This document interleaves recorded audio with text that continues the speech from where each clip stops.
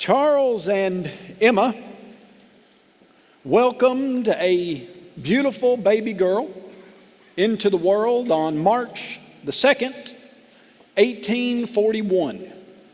In fact, as her father and mother described her, they said that she was the joy of their household. Said she was always a bright, happy child. At age 8, she was stricken with scarlet fever. She tried to get better, but never fully did. And on April the 23rd, 1851, she died. 8 years later, Charles published his book on the origin of species by natural selection that was immediately a bestseller. Publishers bought all 1,200 copies of it hot off the press the very week it was published. And from that time until this, Darwinism has been one of the most often taught ideas in the scientific community. They asked Darwin if he believed in God. He said he did not, and his belief in a God gradually eroded. The biographers who have studied his life said that the event in his life that destroyed his faith, that destroyed his concept of a God, the only earned degree Darwin ever had was in theology, said the event was when he lost his daughter. Little Annie, at age 10, Darwin said, how could a loving God allow a child that bright and happy and shining to leave this world? And so, he gave up his belief in God. Do you know that if you were to ask most people who no longer believe in God, what is the number one reason why that's the case? The vast majority of them will explain to you that they just don't see how an all-loving, all-powerful God can allow the suffering that goes on in this world. It's been called the problem of evil, pain, and suffering. Now, it's not new. In fact, it's ages and ages old. There was a Greek philosopher by the name of Epicurus. And Epicurus said, we've come into a philosophical quandary. He said, there are three statements that don't seem like they can all be correct. There's an all-loving God who's all-powerful, and there is evil. He said, either there's a God who is all-loving, but he can't change the situation, and he's not all-powerful, or there's a God who's all-powerful, but he doesn't really care all that much about you. He doesn't really love you, but you can't say there's an all-powerful God who is all-loving and there still be the kind of pain and suffering we see in this world. That's what he said in about the 3rd century BC. Is that right? You know, a guy by the name of Dan Barker, he's the co-president of the Freedom from Religion Foundation. Freedom from Religion Foundation has about 18,000 signed up members, if I understand it correctly, one of the largest groups of unbelievers in the nation out of Madison, Wisconsin. Dan Barker is very fond of saying that all you have to do to see that the God of the Bible does not exist is to go into any children's hospital across the country, and you see the pain and the suffering and the sickness and the death that's in that children's hospital, and you know there's no God. Sounds like a fairly powerful argument. Until you start to put it to the test.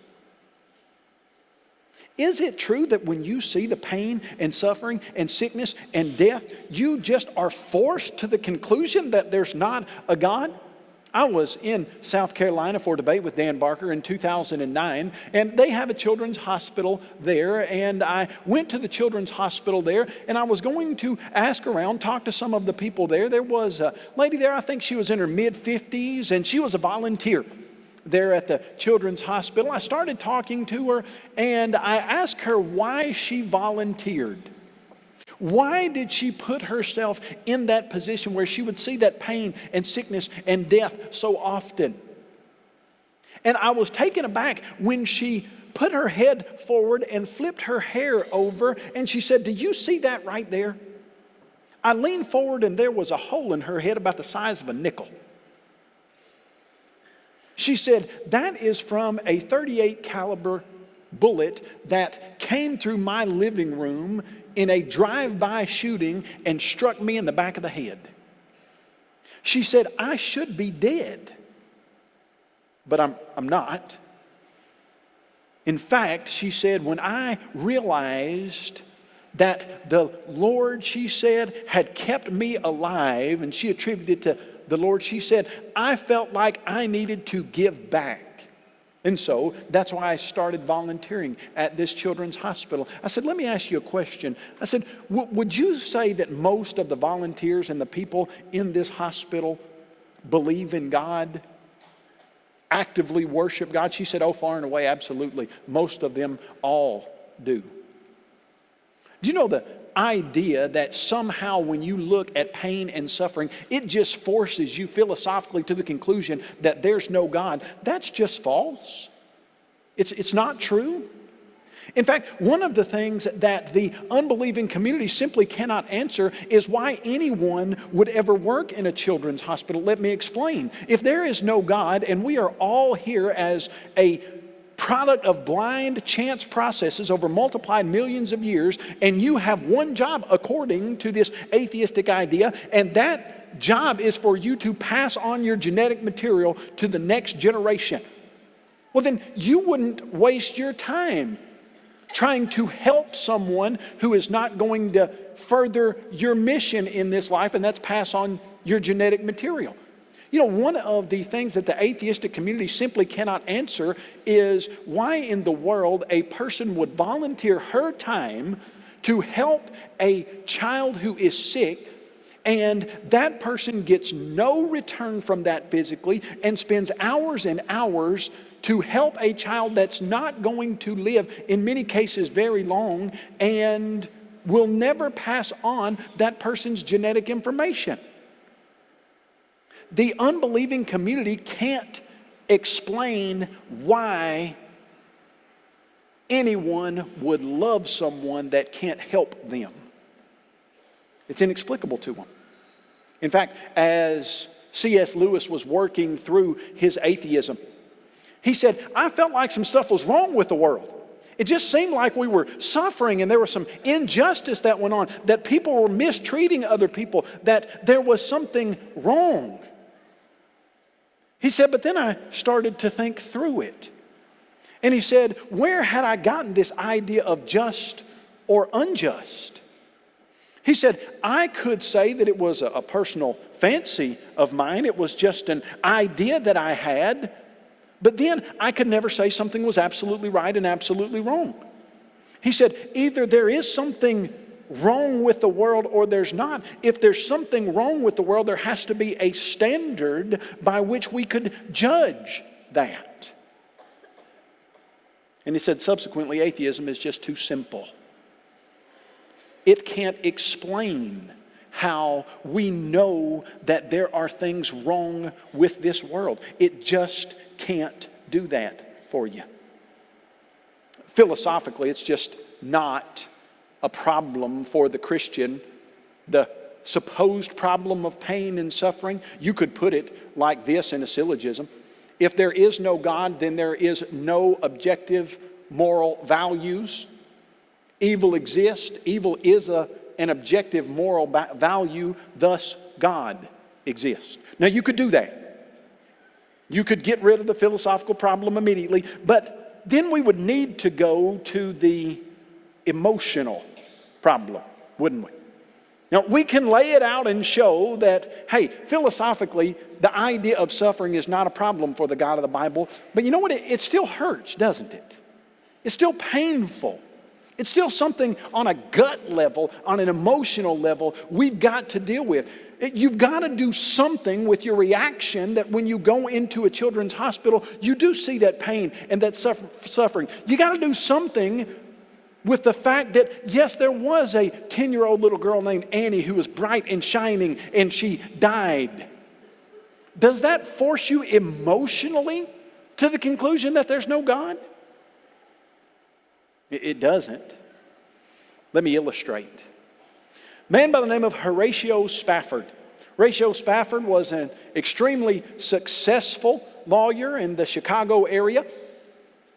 He was planning to do some investing, so in 1871 he invested most of his money in real estate.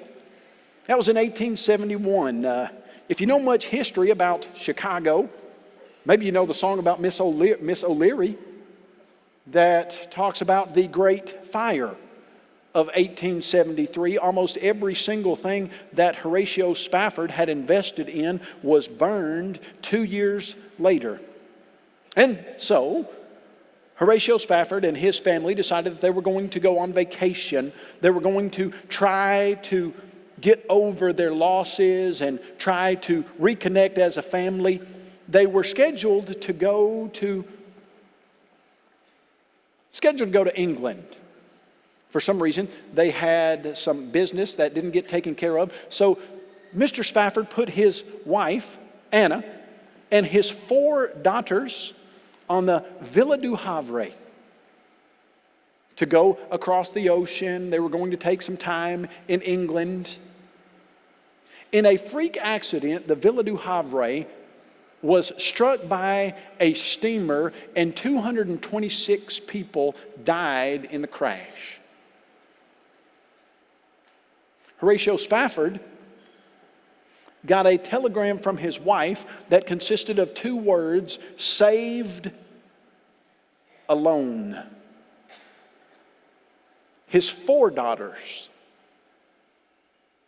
died in that shipwreck. He immediately got on a boat, traversed the very same ocean that his daughters had lost their lives in. And he wrote something. It goes something like this: when peace like a river attends my way, when sorrow like sea billows roll, whatever my lot, you have taught me to say, it is well with my soul. You've probably sung that song many times. Did you know it was written by a man at the time who was going over the same portion of ocean that his 4 daughters had died in just days before? You see, the emotional problem of suffering is a problem for us because we often forget the purpose of our lives.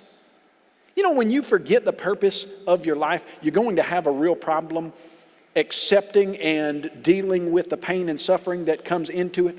Now, let me explain to you what happens when you miss the purpose of your life. You see, many of us think that the purpose that we're here for, the reason that God put us here, is because we need to be comfortable.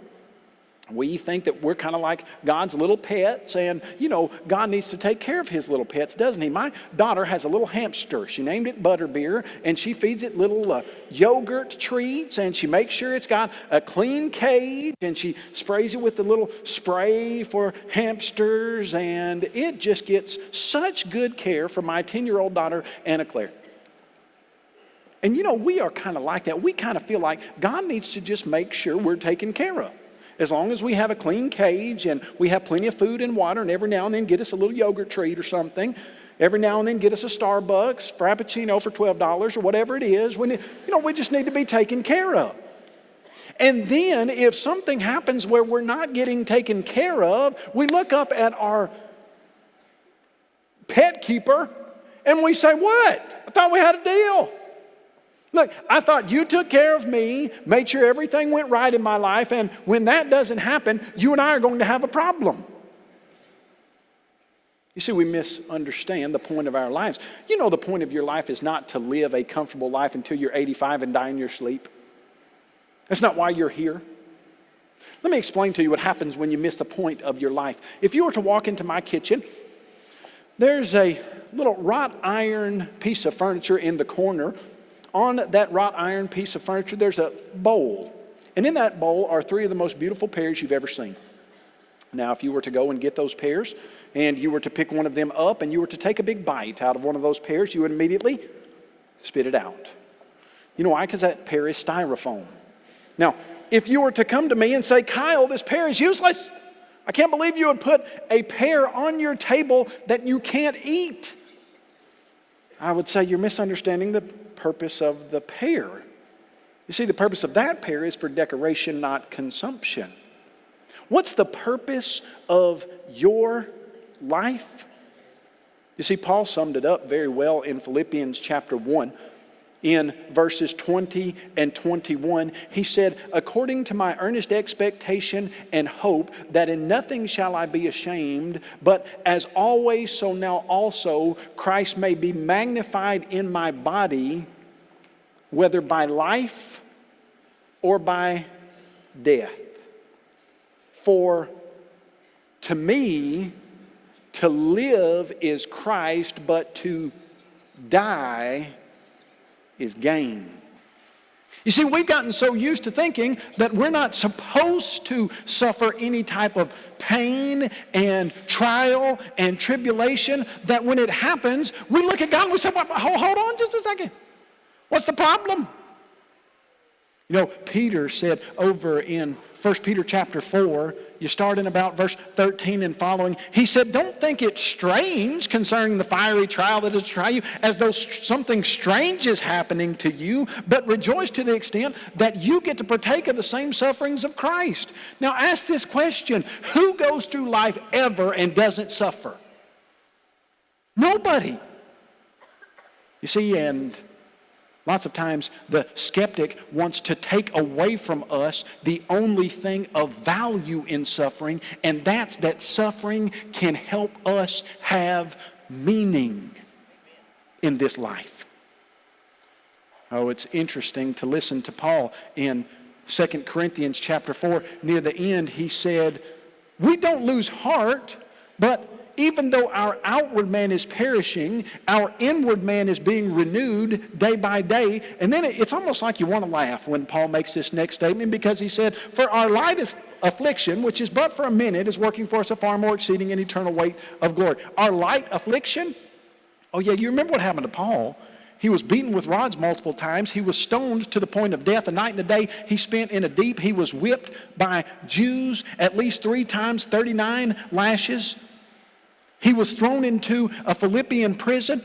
He was killed, as legend tells us, by Nero and Paul's light affliction. What about yours? Are you using the suffering that comes into your life to change you, to form you, to direct your attention to becoming a stronger person? C.S. Lewis said God talks to us through His Word. He whispers to us in our pleasures, and He screams to us in our pain. He said pain is God's megaphone to wake a slumbering world. You go over to James chapter 1, and the text says, count it all joy when you fall into various trials, knowing that the testing of your faith produces patience. Now stop right there, and let's look at what he is trying to say. What in the world does he mean when he says, count it all joy when you fall into various trials? I teach James to seniors at Mars Hill, and I try to show them the difference between joy and happiness. Happiness being the idea of a fleeting emotional state that is mostly concerned with what happens today. Now, let me ask you to do this with me. Can you try to think of your best day? Now, I'll give it to you kind of like this. Suppose that you're 16 and you come down the stairs and your dad says, 16 years old today, son.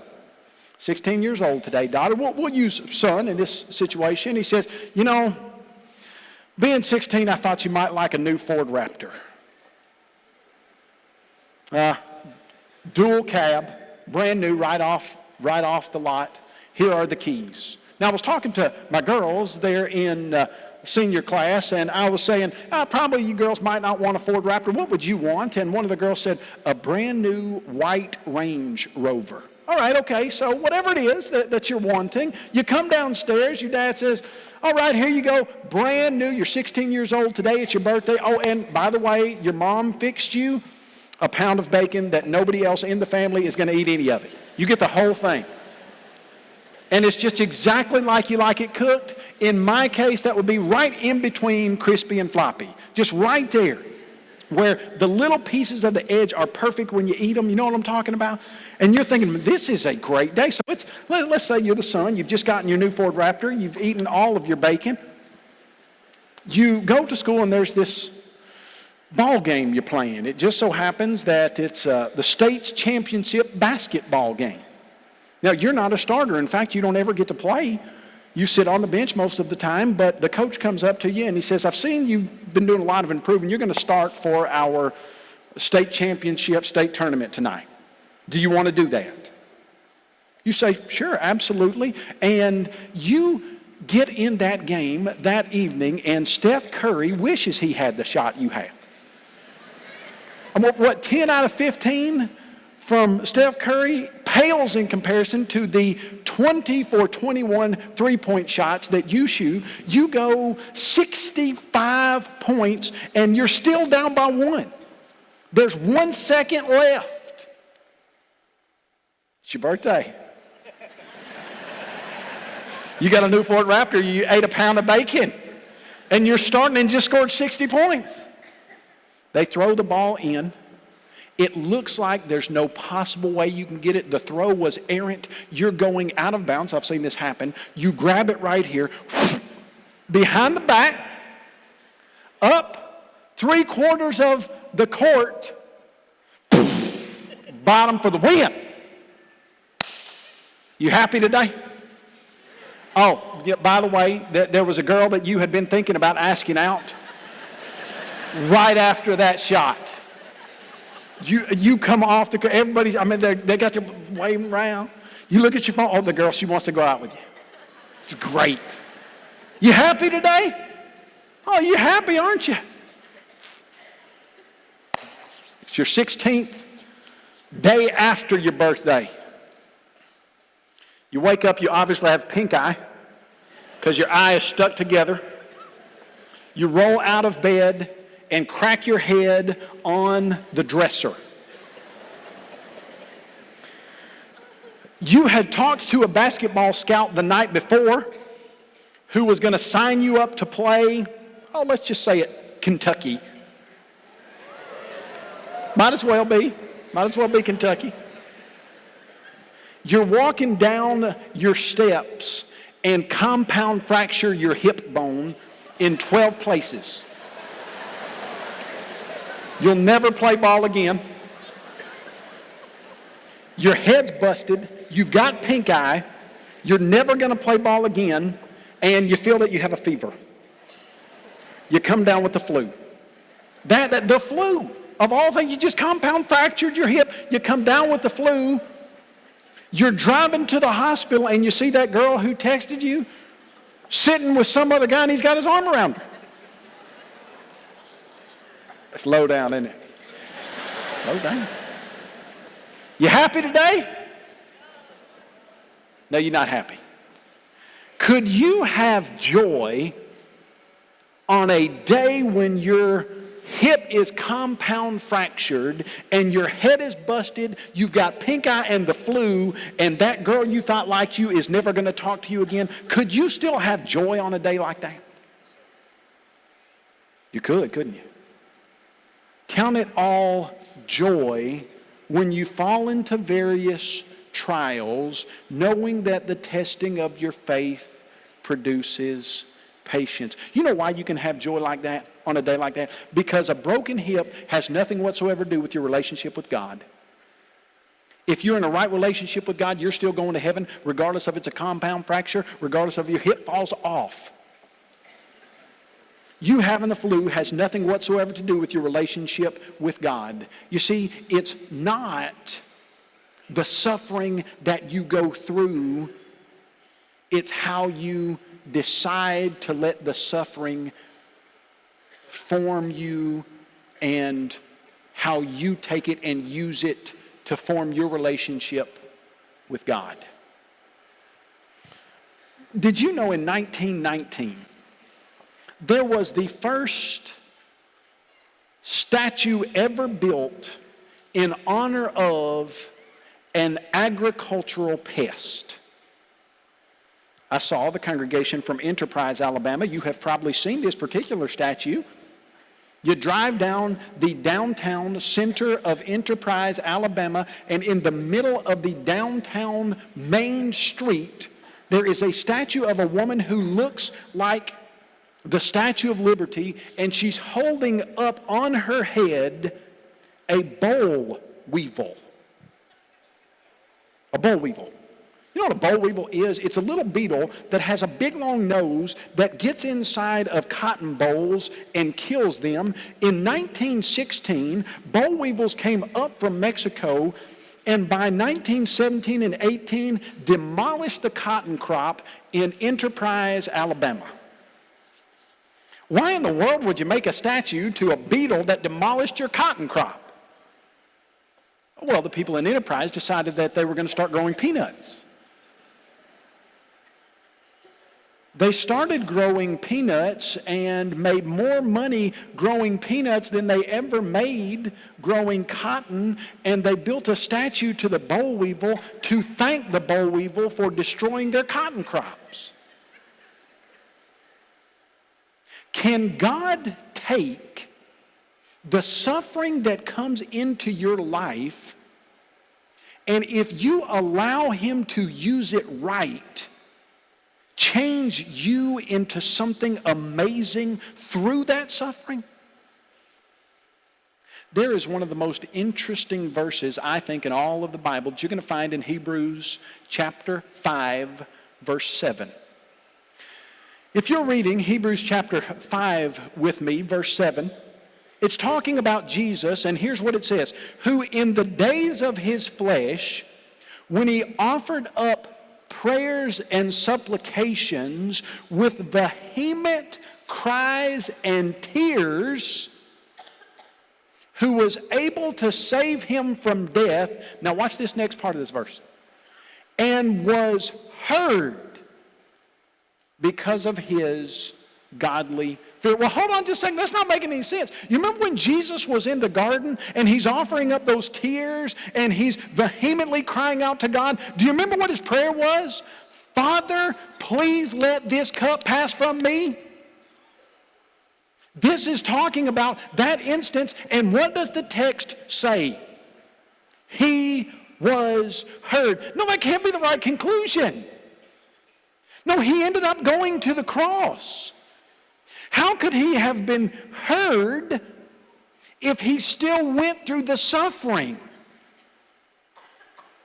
Oh, and then you read the next verse. Though he were a son, yet learned he obedience by the things which he suffered.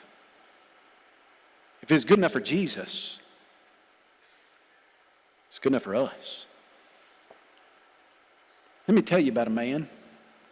His name is Terry Purdom. I know Terry because I've been down to the Northwest Church of Christ in the Dallas, Texas area. Terry currently is the director of happiness at the largest Harley-Davidson motorcycle distribution center in the country. They sell about 175 Harley-Davidsons every month. He's the director of happiness. He's about 6'4". wears Harley Davidson stuff, has a smile on his face all of the time.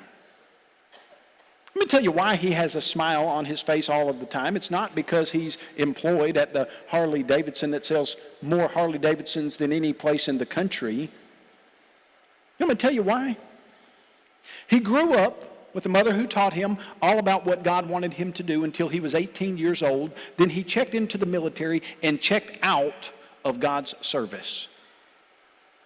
For the next 30 years, he will tell you that it pains him to remember the things that he did that he knew he should not have done for those 30 years. He lived a profligate, reprobate life, and he'd tell you in just about every sense of the word. On November 22nd, he was 49 years old. He went into the hospital. They took a bone marrow biopsy. They came out with the results and they explained to him, you have multiple myeloma. It's incurable. You'll have it for the rest of your life, and we don't know how long that life will be. Could be very short.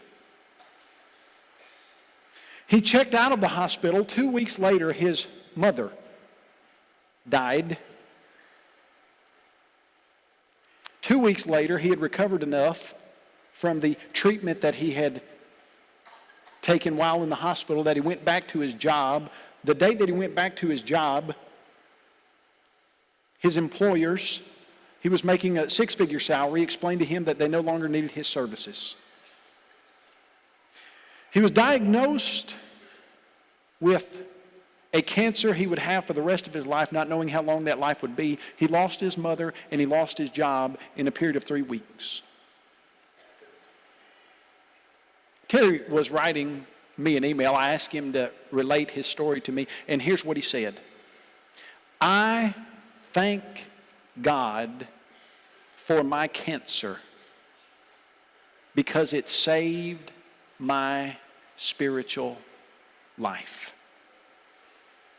He said, you know, when I got my cancer, my mom asked me to come back to church, and I didn't give it much thought.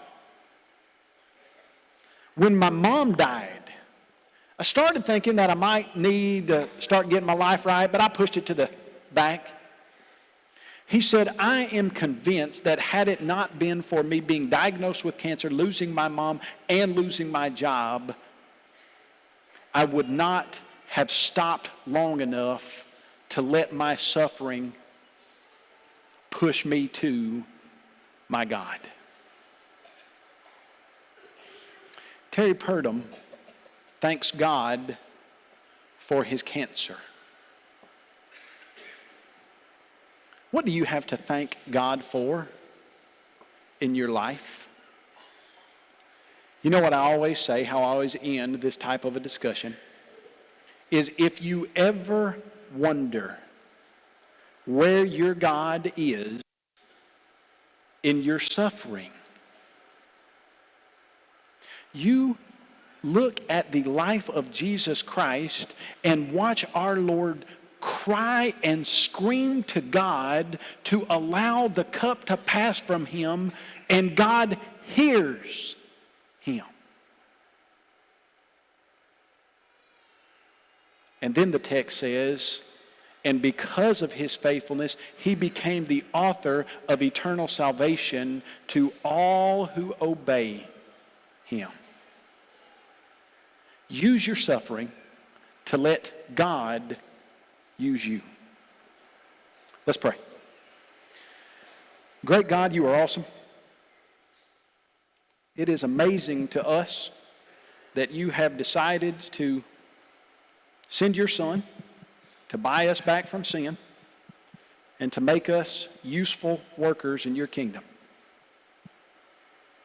Lord, we know that our purpose in this life is to bring glory to you.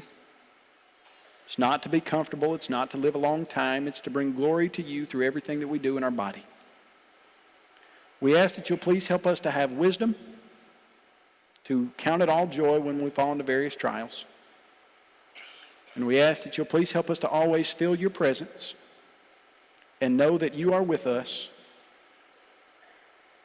You are suffering and crying with us through everything that we go through. Please help us always to look to Jesus, the author and finisher of our faith, who for the joy that was set before him went to be crucified in our stead. We ask that you'll bless every single one of the 12,500 people here tonight. Please help them to use their pain, use their suffering to get closer to you and bring glory to your name. It's through Christ we pray. Amen.